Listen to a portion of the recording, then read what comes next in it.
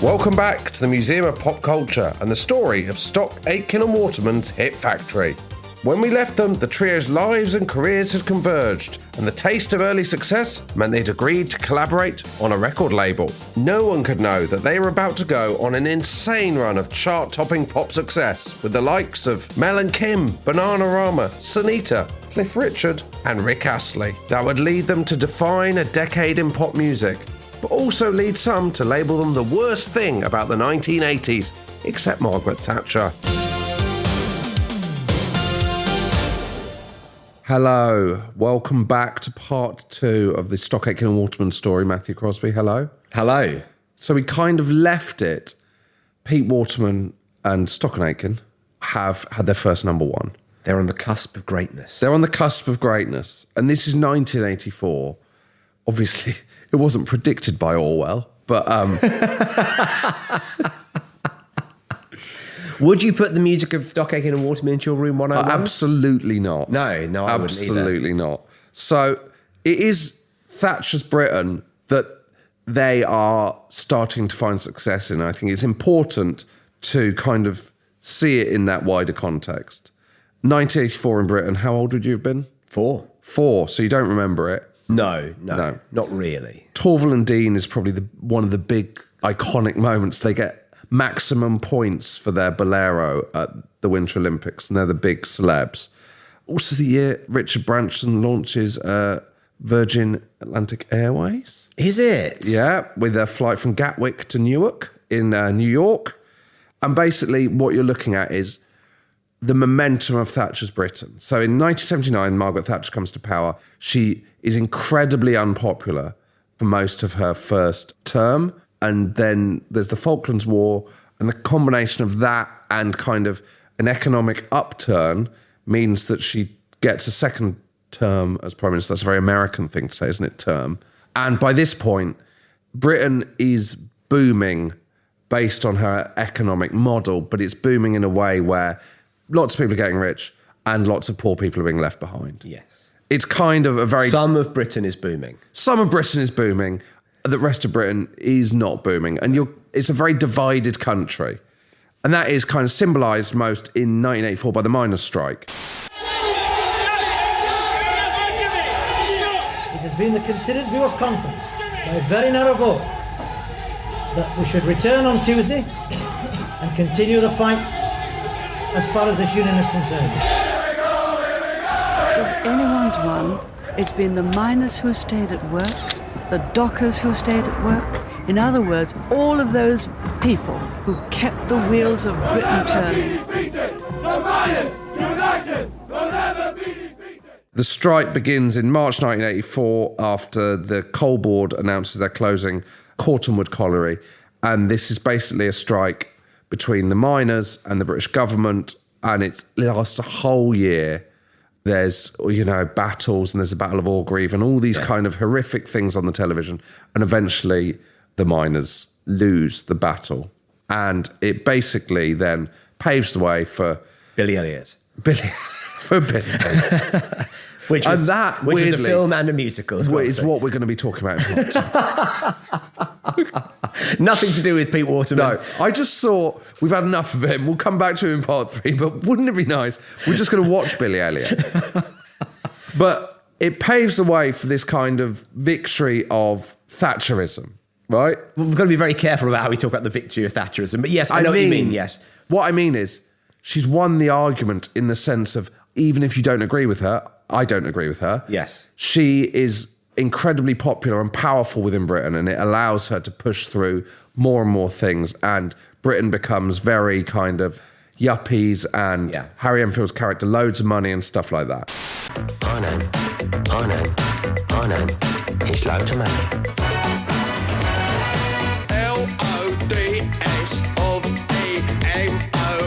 LODSOVEMONE. What's they spell? Loads of money, probably.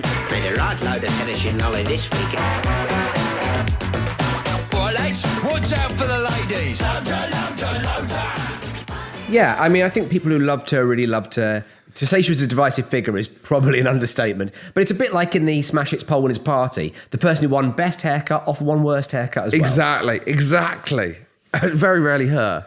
I suppose what you would say about this time, and I don't think anyone would dispute this, is maybe of all the prime ministers we've had in my lifetime, which I'm 41, she is the one who's changed the country the most. Absolutely. She absolutely transformed the country. I mean, I guess there's Blairites. We're talking about Blairism, or it was a genuine belief system and ideology, and she transformed the country. And it meant that you had these two clear sides. And which side did Stock Aitken and Waterman fall on? So the Labour Party had this thing called the Red Wedge Tour, where lots of very cool bands would support them. The Style Council, the Communards Madness, the Heaven 17, Bananarama, Elvis Costello, Gary Kemp, Tom Robinson, Sade, the Smiths, etc. At the Young Conservative Party conference, you had Lindsay DePaul, Steve Davis, the snooker player, Jimmy Tarbuck. Yeah, he wasn't DJing, was he? He wasn't DJing. Not at that stage. He later said he regretted it. Not that he just didn't want to choose a political side. He later said he kind of just drifted into it because his manager, Barry Hearn, kind of was a Tory. Kenny Everett, the radio DJ. Well. So he comes out of the Young Conservative conference wearing huge comedy hands. He's playing his character Brother Lee Love. Right, I didn't know that this. was from the Kenny Everett show, yes. Right. Which was a preacher character who had enormous sort of, a big kind of polystyrene foam hands. And he says at the Conservative Party conference, let's bomb Russia. Sorry, the Young Conservative Party conference, which some would argue is even worse. He brought the same sort of anarchic energy that he would bring to an episode of Blankety Blank. Yeah, exactly. But also there's this thing where, Stock Aitken and Waterman are making music that maybe you would think is quite kind of for the young Tories. Do you know what I mean? It's very mainstream. And to give you an idea of where they stood, they were voted the second worst thing in the 1980s after Margaret Thatcher by a magazine. There's a meme of Patrick Bateman, American Psycho, in his sort of his coveralls that he's about to murder somebody, and he's pointing to his stereo, kind of going, "Ooh!" You imagine that kind of Patrick Bateman style yuppie would be all over Stock Aitken and Waterman. Yes. That's what they're listening to. Yes. So Mike in this year is kind of talking about the sound that they've got, and he said that their aim is to produce uplifting, working-class dance music, and the slogan of them was the sound of bright young Britain. Working class is interesting, isn't it? Well, 'Cause yeah. that's what they are.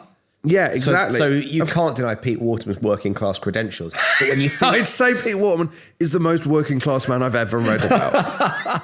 He was in a class of 63 with no paper or pens. He was known as the king of disco, and he left it all to work in a concrete factory. This man is working class. He loves locomotives. That's his main and the locomotion. And the locomotion. Well. Get a guy who can do both. Mike Stock says that Stock Aitken and Waterman didn't want to be political. And he says, whatever people said, Stock Aitken and Waterman was never Thatcherite. And they aren't political. They are the opposite of political, because that would cut down their people that they could sell music to. 2 sentences later in his book, he does say, I will admit I was a admirer of Thatcher, and I still am. He was a man who made his money at a certain time. Yeah.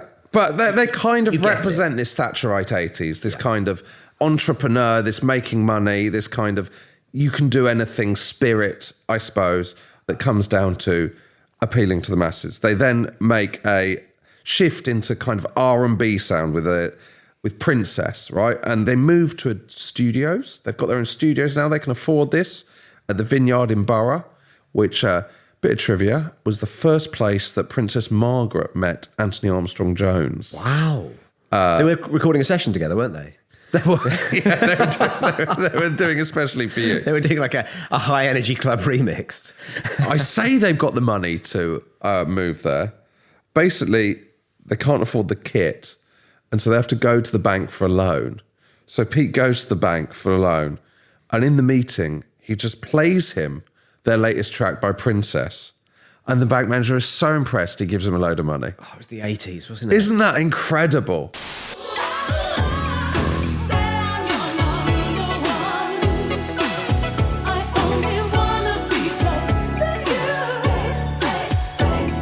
Was Pete Waterman, do you know if at this stage he's still going for the green hair and that kind of know. stuff? I doubt it, surely. He's got more, because when I think of Pete Waterman in the 80s, I think of a man who, despite being a record producer, is always wearing a blazer and tie. Yeah, exactly. He looks like a kind of just a bloke in an office. Yeah. Although probably jeans. He is a middle-aged kind of slightly balding white bloke. Yeah. He's got a very chirpy, friendly face and he's got a very nice demeanour, but he doesn't strike you as rock and roll. No, that's true. He strikes you as the kind of man who could get a bank loan by bringing out a ghetto blaster.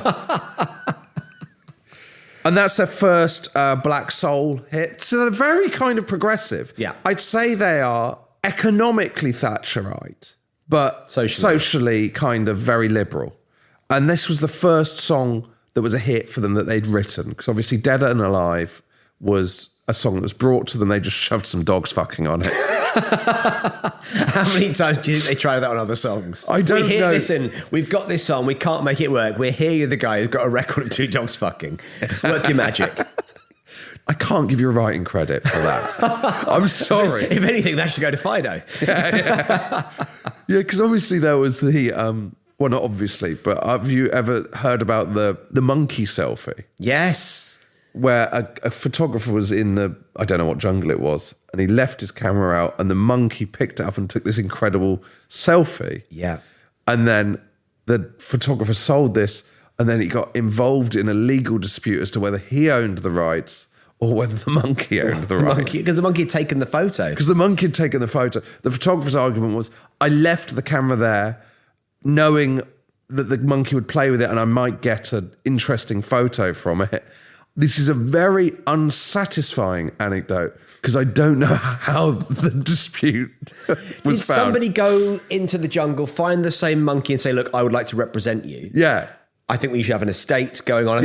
Take some more photographs, build a portfolio. This is what should happen, but we don't. But the dogs fucking Undead and Alive is a very similar situation. And we don't know if the dogs fucking are dead or alive. We're assuming at this stage they're dead. Yeah. So Stock Aitken and Waterman at this point, they've got their studio, which they call the Hit Factory, which I love, obviously. And they basically set to, like the Concrete Factory, they're turning out hits. And their description of how they make these hits is absolutely brilliant. This quote, I had to go, is this a typo? Mike Stock says, I've never made a record that I want to make. I'm sure it'll be interesting, but it might not be a hit. Oh. So everyone else who's ever interviewed will always turn out the old, all I can do is write the music for myself. Yeah, and hope that other people Yeah, and hope that other people, that's all you can do. Yeah. That's the artistic way. Mike Stock is, I don't make music for myself. He's the anti-Rick Rubin. He's the anti-Rick Rubin. I make records for people who read The Sun and play bingo, is what he says. Which again, I respect that. Like, he's like, I know the formula to craft the perfect pop song, and I'm going to apply that formula on every song. Well, you say that. Waterman says, writing hits is not an exact science. Okay. That's why it's the most exciting job in the world. You can't write a thesis on why you get goosebumps. Oh, that's actually giving me goosebumps. That's unbelievable. Well, don't write a thesis. No, I'm not going to. I can't write, famously. I never learned. Sorry, you should have said, I can't write a thesis on why you get goosebumps. I know why, but I can't write it. Regarding content of the songs, Mike Stock says there's only ever been 2 songs. Do you want to have a guess? It's 2 types of songs, basically. Is it, I'm in love and it's amazing, and I'm not in love and it's awful? Do you know what? I'm going to give you the point. One about being happy and the other is about being sad. Yeah, I think that's fair. But what they do is they've really distilled it. And I think the thing that Stock Aitken and Waterman have is they're maybe a thing a lot of musicians or producers think I could never possibly say that because that makes me sound artless. Yeah. Is they're quite happy to say it.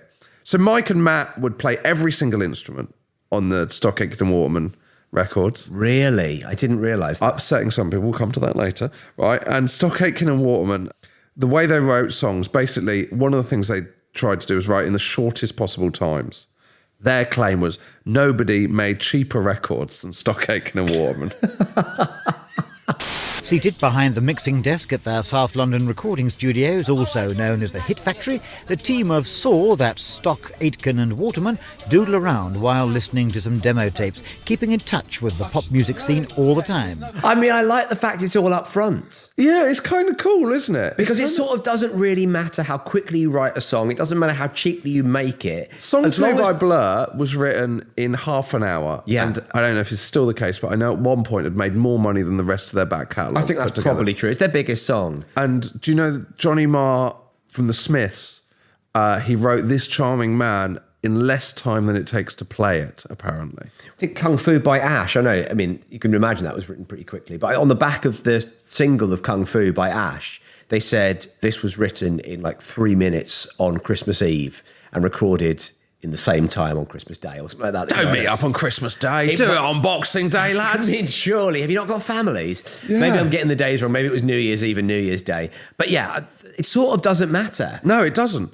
And if anything, it brings the excitement. You're like, just knock it out. You know, I don't want to spend 3 months getting the drum sound right. What I love about looking back on the Beatles is, you know, people look at something like Sgt. Pepper. Like in 67, they'd released Rubber Soul the same year. Yeah, they were knocking them out. So they were just churning them out. The most dangerous thing is when a band has an amazing first record and then they go away for 4 years or 5 years. You don't want to, You could never accuse Stock, Aitken and Waterman of going away for 4 years. They didn't disappear up their own arses. They didn't. And also, it's interesting you bring up the Beatles because that's something that plays on Mike Stock's mind quite a lot is comparisons with the Beatles. But we'll come to that later. Of course we will. So they never made demos, which makes total sense. Why would you need to? He said, why bother? Why not just make the record? That's what Mike Stock says. It's such a good point. But also they're making music with synthesizers and drum machines and then presumably with a computer of some kind, all of which I imagine costs so much money. Like, you know... Well, no, right? So their studio has one microphone. So it's a Calrec Soundfield mic. And Waterman has blagged it for free in exchange for them getting a credit on the back of the record. Wow. I'd say the mic company's doing better out of that. This was recorded on a so-and-so microphone. Because they're in such financial trouble. He's playing a song at the bank and he's going, we can't afford a microphone. Give me one for free and I'll put you on the back of the record. They've had a fucking number one. That's amazing. Surely, I thought back in those days, having a number one single meant you made money. They've sold so many records by this point. So where's the money going? They just aren't making good enough money to afford a mic. They've just moved into this studio. And so it's called the Hit Factory. And there is a factory element to it. So the way the vocal is recorded on the Caltrek Soundfield mic, Mike Stock would say, I'd sing the artist the chorus line by line and the verse line by line, and they would sing it back to me line by line. Then the artist would go home, we'd pull it all apart and put it back together in the right order. So there's no like, do it this way and really feel it this time or feel this emotion and really go into the song. It's like, sing it like this, sing this line like this, copy me. He'd give them a line reading for every single line of the song. Give them a line reading for every single line of the song. They do it and then they go put home. It together, assemble it like a jigsaw puzzle in the studio. Yeah. That's amazing. It's mad, isn't it? So basically, it's just them and occasionally the artist. Pete says they banned A&R men from the building. They insisted they only talked directly to the bands. That seems like a smart move, doesn't it? Yeah. They never let anyone have the discs from the programming. So no one could leave with the discs and analyse it.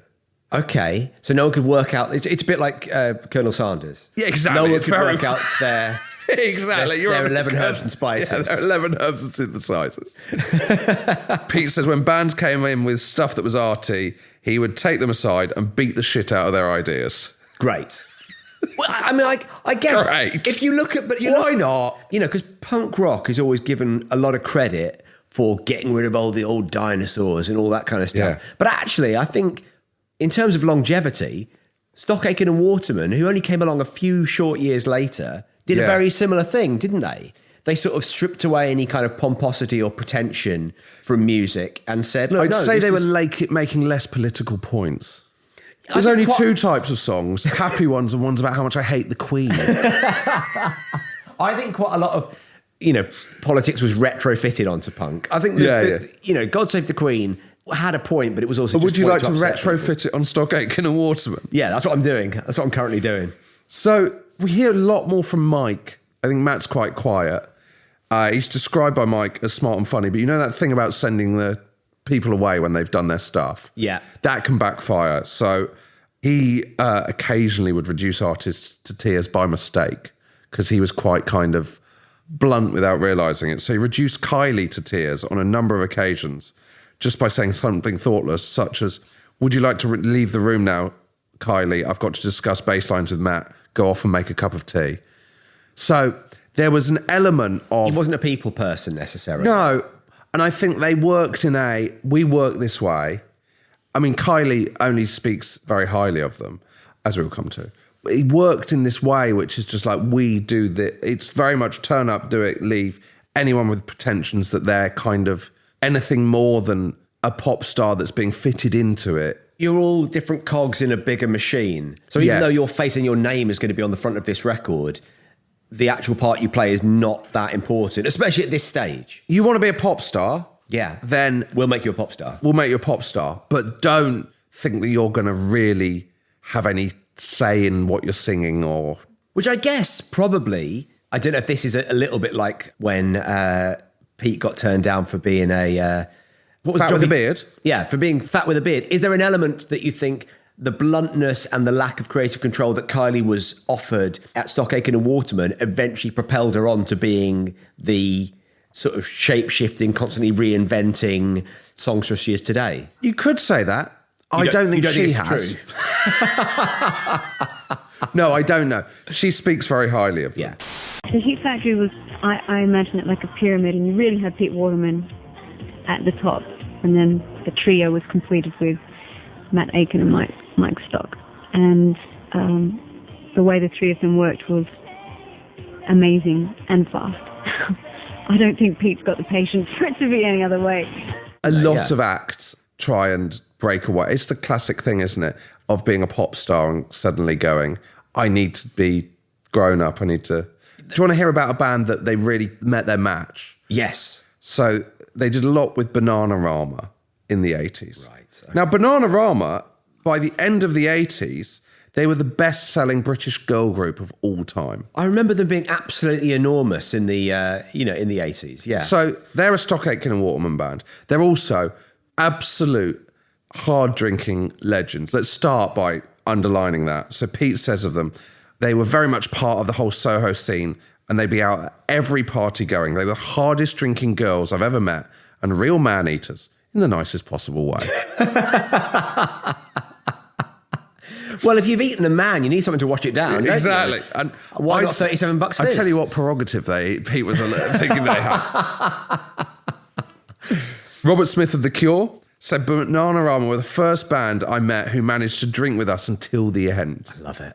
Yeah. I like the idea of Bananarama and The Cure hanging out. They're swapping hair care. Do you want a story about them on the Lash with Noel Gallagher? Yes, please. So this is obviously a bit later. We'd all been to see Paul Weller live, this is Sarah, and we're trying to flag down a taxi. We couldn't get one, and then the bin man recognised Noel. Noel said, I'll ask them if we can get a lift home. I'm not sure it's legal for them to take passengers on a detour, but they did, bless them. So we sat up front with Noel and Meg Matthews, his ex-wife, wife at the time. Sure. That would have been awkward. She was already in there. It's like an Uber pool. Yeah. Meg, what are you doing here? This is my new man now. Yeah. I'm working class again. Yeah. We got back to our friend's apartment and the bin man came up for a beer for their troubles. Oh, I mean, if you are a bin man, wouldn't that be a dream? Yeah, then Karen says, who's another member of Bananarama, then I had to usher them out and say enough is enough when they wouldn't leave. The bin men outstayed their welcome. Enough is enough and take those bags with you. Yeah. And then Karen danced on an antique table and snapped its legs off. So what a night. They're great. And this is, by the way, mid-90s we're talking. That was mid-90s. But so this is over a decade into their hard-living days. And they're not just hard living, but they absolutely won't take the shit of Stock Aitken and Waterman. Great. And they've got this great relationship with Pete Waterman where I think he loves that. Yeah. So he says, if I dared to argue or if I didn't see things the way they did, they just walked out. They made it clear they would never change and anyone who didn't like it could get lost. They would get me out of bed in the early hours to pick them up from a club if they couldn't find a taxi. So all these things that he'd hate in other acts, he's kind of got this love for Bananarama. He's basically become their dad. Well, he says they were the only people, quite the opposite, apart from my mum, who ever called me Peter. It was their way of telling me they were the boss. I love it. It's a great relationship. He says, I never knew what was going to happen next. I was once arrested because the girls set off a hotel fire alarm and told the police I was their dad. I love it. It's so great. Do you know what? I think there aren't many people I would accept being arrested for, but Bananarama, why not? What are you in for? Bananarama grassed me up. Yeah. Oh, no, I'm not their dad. Why would I be the dad of all of them? They were cutting edge, and without them, we would never have had Madonna, he says. I don't think it's true. I don't know. You do he know. knows more than I do. Yeah. But, he loves them. And they love Pete. They say, I'm fond of the old fool, says, is it Siobhan Fay? He's a massive fan of music, says Dallin. Music, trains, and bull semen. He used to talk about that a lot. Bull semen? Bull semen. It doesn't come up ever again, so I've got no idea. So I've looked. That is the only real reference to Pete and bull semen. There are so many questions. If you were to meet Peter, if you were to meet Peter Waterman, it would be the socks, trying to get into Studio 54. How'd you get there? It would be the grave digging, and now we've got a third question. Yeah. What's going on with you and bull semen? What's the deal with you and bull semen? Why are Bananarama thinking you're always going on about it, but it comes up in no other area of your biographies? Rick Astley's not mentioned it once. Yeah. Mike's not as much of a fan of Bananarama. Bull semen? No. He says they were very difficult to work with because he's actually... Pete Waterman's enjoying that He likes a bit of argy-bargy, likes a bit of give and take. Mike's trying to write his songs. Sure. And he says, especially when we're forced into writing with them rather than for them, he said they would laugh at his methods of writing songs. Oh, they embarrassed him, basically. They made him feel like, small. Yeah, like a square. Yeah. Meanwhile, Pete's loving it, and poor old Mike's there. They are huge. Venus gets to number 8 in the UK, but it's number 1 in America. And then in 1987, Siobhan Fay leaves Bananarama, and she forms Shakespeare's Sister. Of course, yeah. Now, Mike doesn't like Siobhan. He says Siobhan was the most difficult. After she split from the other two, she went off to form Shakespeare's Sister in 1988, which I thought was a lot of appalling nonsense. Yeah, I can imagine Shakespeare's Sister, who felt credible and worthy and slightly arty.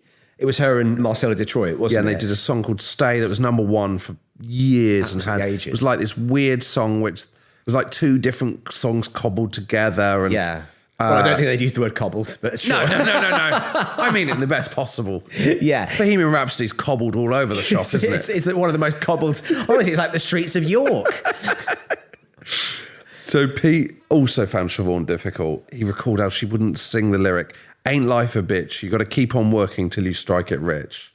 Do you know why she wouldn't do it? I'm going to say use of the B word and rampant Thatcherism. Yeah, she thought it was a capitalist song. Yeah. Pete says she then married Dave Stewart and she took a private jet to the south of France and had Bob Dylan appearing at the wedding. And had the most extravagant wedding you could imagine. Didn't they both diagnose themselves with Paradise Syndrome? Yes, I think where their lives were so perfect they needed to have their appendixes removed or something. It was one of those. Fucking hell. Yeah. Fucking Nora. So yeah, they should have said, "I wish I was me."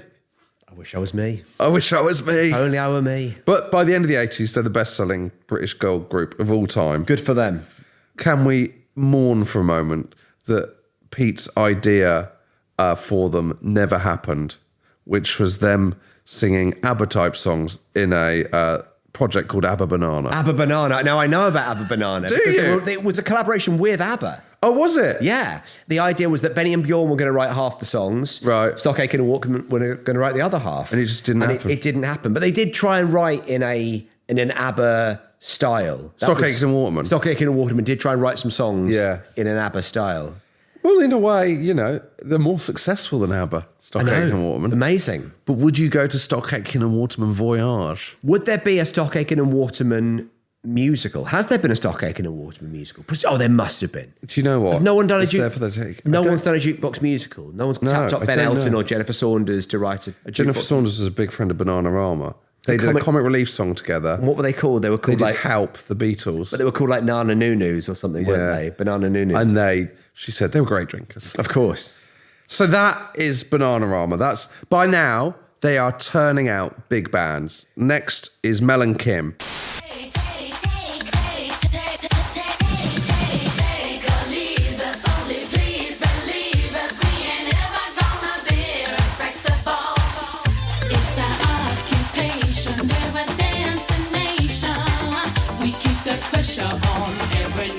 So they are two sisters. They're from East London. Pete kind of sees them as a turning point. Initially, they try and do these kind of Stock Aitken and Waterman songs for them, and then it's not really working. And so Mike goes to the pub with them and realises that, in his words from his book, they have a loudmouth, funny charm. So he starts to write songs for their personality. Yeah. Songs that he says are about crap boyfriends, shopping for clothes, dancing, and having a girls' night out. We ain't never going to be respectable. That was the big lyric, wasn't it? I love it. Yes. And so Kim, when she first meets Stock Aitken and Waterman, is like shocked because she likes the song by Princess that we talked about in the last episode. And she says, they appeared so old, really kind of non-funky, not groovy. Because that is one of the mad things. You've got Mike Stock, who's a man who Bananarama are laughing at. And he's going, I'm going to be writing songs like crap boyfriends, shopping for clothes and girls' nights out. There is this kind of middle-aged blokes pretending to be young people about Stock Aitken and Waterman. Sure, but presumably they had been young at some stage. And so they've lived through, I mean, obviously not. Well, bear in mind when Mike Stock was young, was he a double glazing salesman or whatever he was? Yeah, that's true. And then he was in a band called Mirage. Nightwork. So he wasn't, young and cool. Yeah, he wasn't young and cool in the sort of late 70s, early 80s. No. And they released a song called FLM, which stands for, according to publicity, fun, love, money. But actually, it's Mel's favourite phrase, which is fucking lovely, mate. Fucking lovely, mate. It's a bit like the Two Dogs Fucking remix. Did they ever do a TDF remix of FLM? No, they should have. They should have done, really, yeah. And their big hits, Showing Out, Getting Fresh for the Weekend, and as you say, Respectable, which video was directed by Simon West, who went on to direct Con Air. Really? That's amazing. Yeah, that's cool, isn't it? It's really cool, yeah. It ends really sadly, Mel and Kim, because they're two kind of young sisters from East London. Mel had liver cancer as a teenager, and in her early 20s, it returns. And it was kind of horrible because they tried to keep it from the public. Journalists were all over it. And then she dies at the age of 23, which is just very, very sad. That's tragic. Very, very tragic, yeah. Mel and Kim was so famous, though, that the Christmas song Rockin' Around the Christmas Tree was by Mel and Kim, Mel Smith and Kim Wilde. Yeah, so the comedian Mel Smith and then Kim Wilde. Yeah, which I guess the only reason they did it was because they were like, Mel and Kim. Oh, Mel and Kim. They're so famous we can have our band called Mel and Kim as well. Which is mad, really, when you think about it. And if you're listening to Christmas music now, the Mel Smith and Kim Wilde Rocking Around the Christmas Tree will still come on Magic Christmas. Still plays every year. I mean, very few people then go, oh, that's because Mel and Kim were a big deal when that came out. I don't think anyone's... I'm telling everyone. That's what this podcast is there for people like us to tell people stuff like that. Let's go through some of the mad acts that they worked with. Okay. At this point. So in 1987, they worked with Samantha Fox. They did. Who's a page 3 girl. Page 3 being a huge deal at the time is topless women on the page 3 of The Sun, which was the biggest newspaper. Of course, this is for Sun newsreaders. They hadn't wanted to work with her. They've got some level of who they think they can make a star. But the label approached them for the second album and they're impressed with her in the meeting. And they wrote her a top 10 hit. Nothing's Going to Stop Me Now. Bit of trivia about Sam Fox. Her breasts are insured for £1 million. Oh, really? It's a classic. That's one of those classic stories, isn't it? You know, Liberace's fingers. Was it Elle Macpherson's legs, maybe? I don't know. She was the body, wasn't she? So was someone it her whole had their body? legs. Yeah, someone had their legs. Maybe Cindy Crawford. Do write in if you know of any people who've got different parts of their body insured. We'll try and create a full human of insured. We'll do a Widdicombe Stein's monster of the most expensive to insure human. We're going to create a $6 million man, yeah. So then they do Sinitta. So Sinitta wrote a song called Toy Boy. And the reason they did Sinitta is they were begged for months to work with her by... Simon Cowell. Simon Cowell. Poor Simon Cowell. Our old friend Simon Cowell. On again, off again, love interest. whenever Simon Cowell would do judges' houses on the X Factor, Sinitta would be there. Sinitta would be the mentor. Yeah, she would appear with some palm fronds over her boobs and dance around in front of a bunch of people who don't know who she is. Exactly. Because they're 13. They certainly don't know why Mel and Kim did a Christmas song together. Pete Waterman says of Simon Cowell, they've got quite a fractious relationship. This is the start of it. When Simon Cowell goes out of business, we covered this in the Blobby episode, Mr. Blobby episode, because Simon Cowell was behind that song. Yeah, of course. That Pete keeps his car. Pete says of Simon knows very little about music. His knowledge comes out of the Guinness Book of Hits. He'd keep a copy on his desk, and whenever an act came in, he'd skim it for an old number one, look at the sales figures, and then do it again. I love Simon. He's the smartest man I know, but he isn't in it for the music. I don't think anybody ever thought he was. No. Do you want to know what Mike Stock thought of Sinitta? You're going to have to tell me, because I don't think I should guess this, but I would imagine he thought she was quite balmy. We knew what she could do vocals-wise. She also had fantastic legs. As soon as I saw them, I knew she was a great singer. Oh dear. It's a shame. Dear. Shame. That's a real shame. I was hoping that was going to end. As soon as I saw them, I said, you should insure those for £1 million. You should insure those for £1 million. That would have been fine. Yeah. That would have been absolutely fine. Take them fine. on the Antiques Roadshow. That's actually how Sam Fox found out that she should insure her breasts for £1 million. She took them on the Antiques Roadshow and they said, I would insure these for £1 million. It was an episode they couldn't show at 6 p.m. on a Sunday. Exactly. Did you know they worked with Cliff Richard? Yeah, I did know they'd worked with Cliff Richard, but I don't know which song. So this is an incredible story. This is so mad. So when they worked with Cliff Richard, they did I Just Don't Have a Heart. And Cliff wanted to take the tape home with him, which, as we know... That's absolutely against the rules. Against the rules. Cliff said, I've been in the industry 30 years. I won't play it to anyone. So he gets to take it home. And then he confesses that he had played it. Sue Barker. They finished playing tennis in the back garden. He said, come and listen to this. Just don't tell anyone, all right? Keep stum. Better. To his mum and his milkman. Milkman? Yeah. No. Yeah. Mum, I think, is fine. Yep. But Milkman is literally going round the houses. Well, Cliff says, and this might be why he took it home, he plays all of his songs to the milkman, and if the milkman likes it, Cliff knows it's going to be a hit. Noel Gallagher had a similar thing with the binman, didn't he? If the binman then says you can ride around the block on the bin cart, roll with it's the one. The milkman was right. It went to number 3. The milkman is always right. That milkman was Simon Cowell. Yeah. Give that milkman a job in A&R. Cliff says of Stock, Aitken and Waterman, I never had to defend anyone that I had to defend them.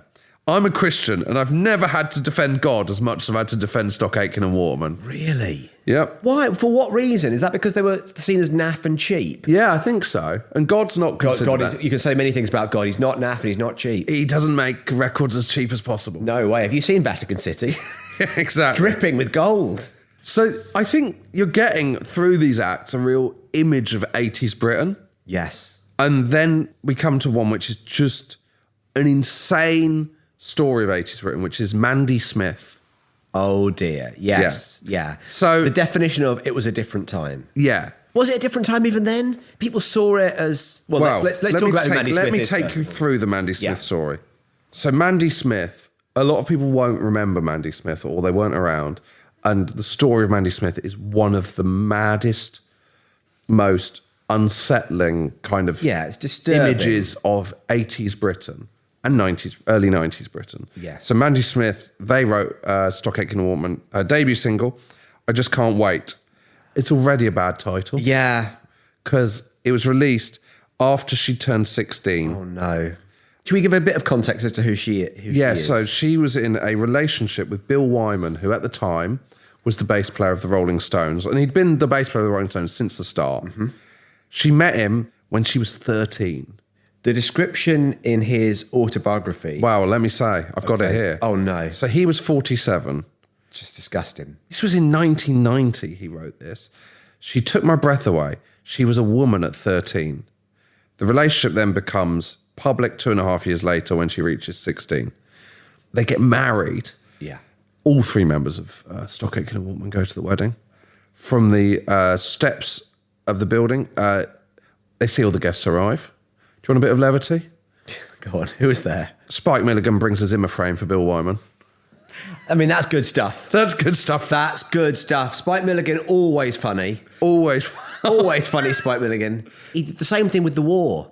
Yeah. Turning a tough situation into light-hearted comedy. Exactly. So the relationship doesn't last. You don't need me to tell you that. That is unsurprising. Yeah. After they've split up, this is a surprising turn. Bill Wyman's 30-year-old son marries Mandy Smith's mum. Okay. What, for balance? Who's 46. So Bill Wyman splits up with Mandy Smith, and then his son marries Mandy Smith's mum. They've got very different tastes, Bill and his son. Wait, and how old was the son? 30, and the mum was 46. I'm going to say that's totally fine. That's totally fine. I'm going to say... I'd say it's still weird. Yeah, 30 and 46 is... No, not the age. The fact that you're marrying your dad's ex-mother-in-law. That's definitely weird. Once again, you probably don't need me to tell you, it doesn't last. One awkward family reunion and over. One positive for the British public's reaction to this is that the song makes it to 91, and that is Mike Stock thinks because the public didn't like Wyman's relationship with Mandy Smith. They weren't willing to get on board and financially support a song called I Just Can't Wait. Yeah, I think, well done the public on that one. It has to go down as one of the maddest things that's ever happened in the history of Britain and been seen as kind of just tabloid fodder rather than it was just seen as a bit of a joke, really. Awful. Yeah, a bit of a joke rather than basically a crime. Well, it is a crime. Yeah. I tell you what wasn't a crime, bringing a Zimmer frame to the wedding. That's just good humour. That's just good humour at the end of the day. There must have been a point where he was like, right, I can either not go and nobody knows that I'm boycotting it, or show up with a this Zimmer frame and get in the Daily Mirror. Then, the most exciting act, arguably, so far at Stock Aitken and Waterman.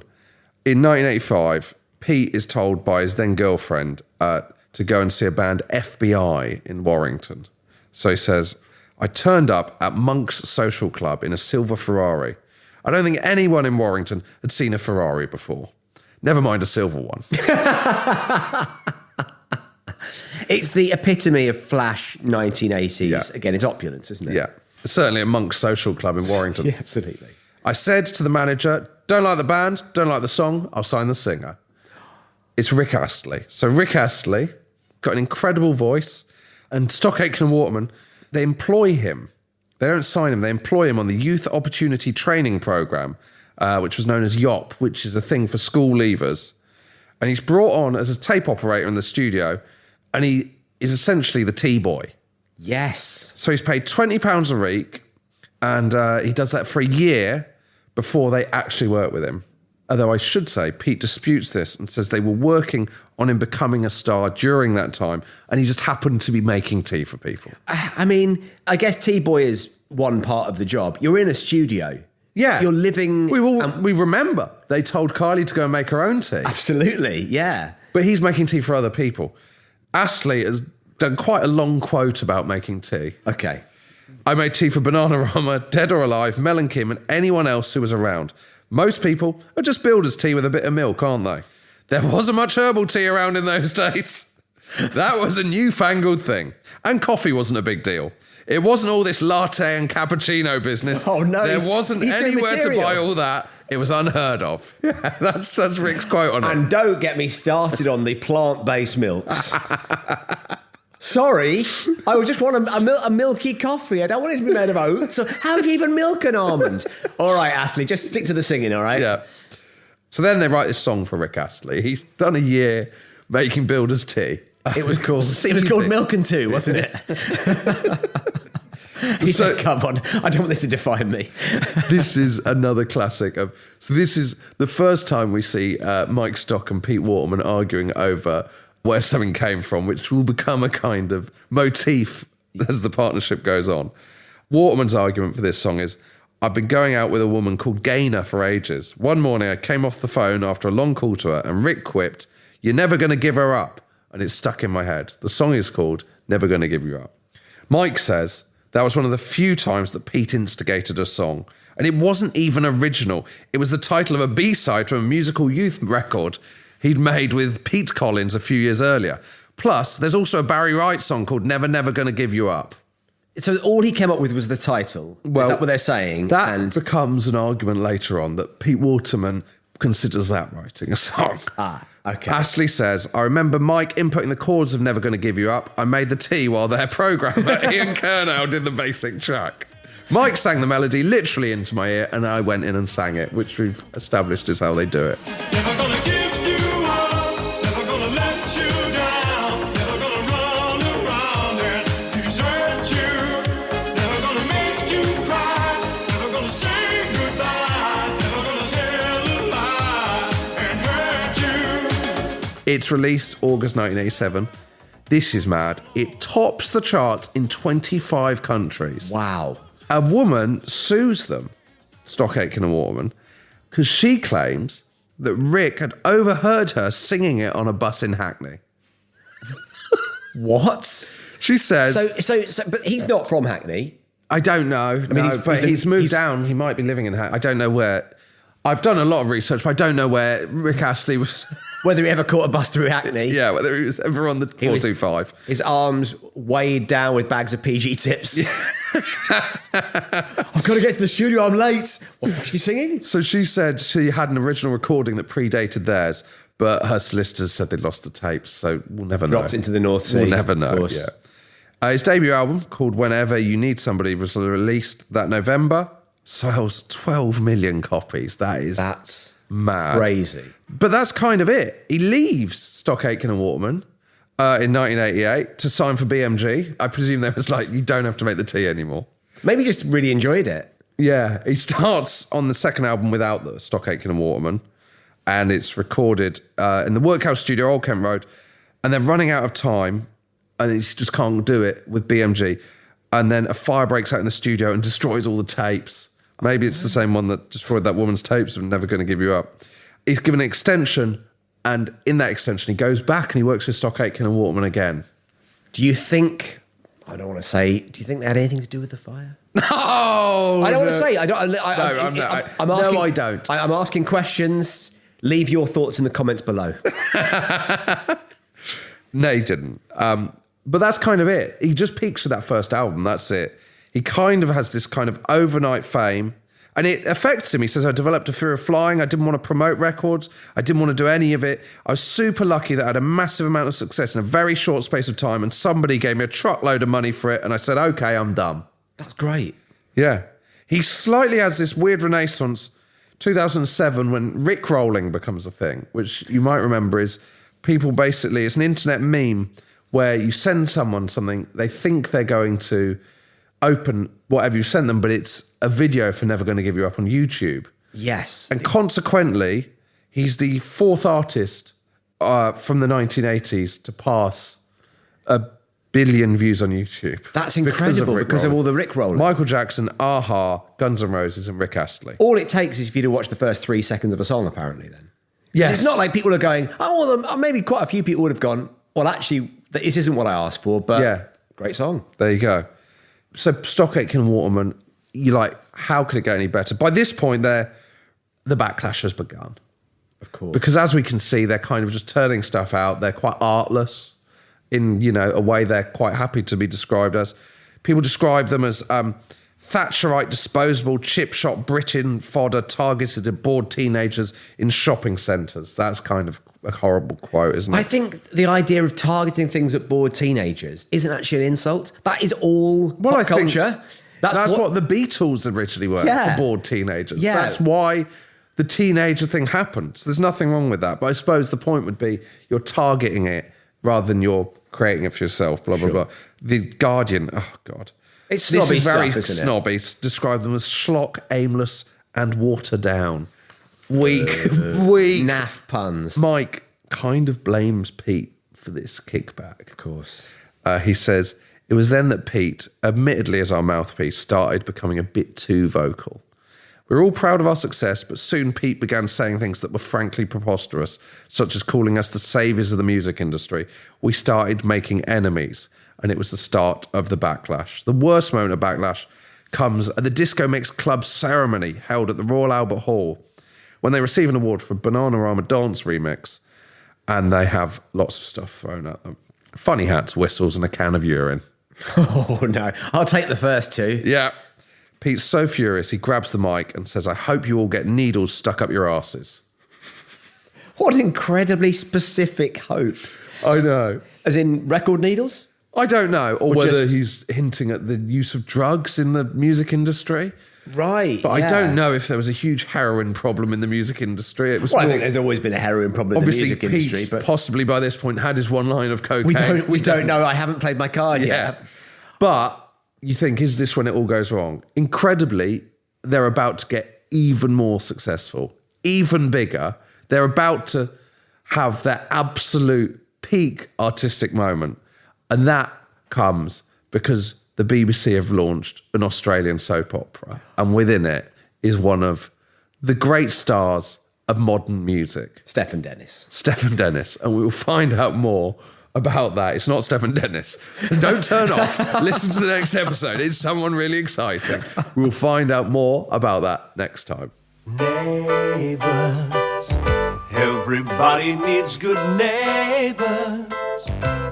If you'd like to get in touch with the show, and we'd love you to get in touch because that's the best bit of doing a podcast is actually hearing from the audience. If you've got, something we've got wrong, we've tried our best, don't sue us, just correct us. If you've got any questions, any ideas for subjects, you can email us at museumofpopculturepod@gmail.com. Neighbors become good.